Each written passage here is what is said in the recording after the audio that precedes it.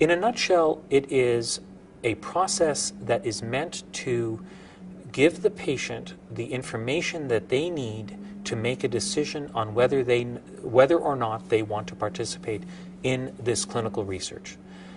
And so it involves telling the patient exactly what the trial is meant to do, exactly what will happen to them, and the risks that are potentially associated with participation. Consent is often mistakenly used as shorthand to describe when a person completes and signs a consent form.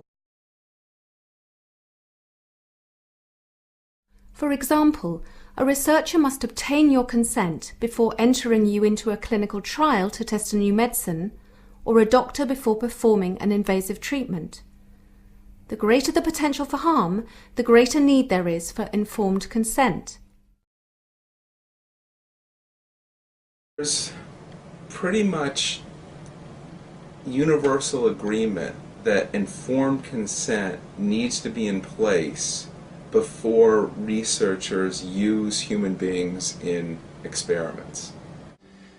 In a practical sense, what happens is that an investigator or physician begins to talk to a patient about a clinical trial. There should be an open exchange of questions around and information around these issues. There are critical elements that a patient must know, and those are: why is the study being done, who should participate, what are the side effects, and what are the procedures.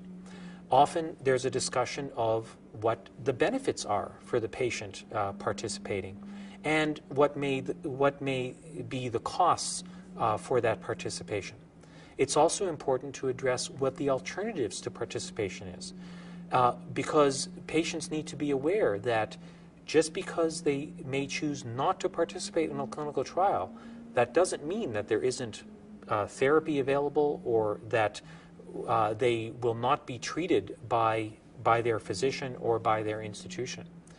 So it's a very important process. It's a critical process, and it's now become a fundamental part of clinical research all over the world.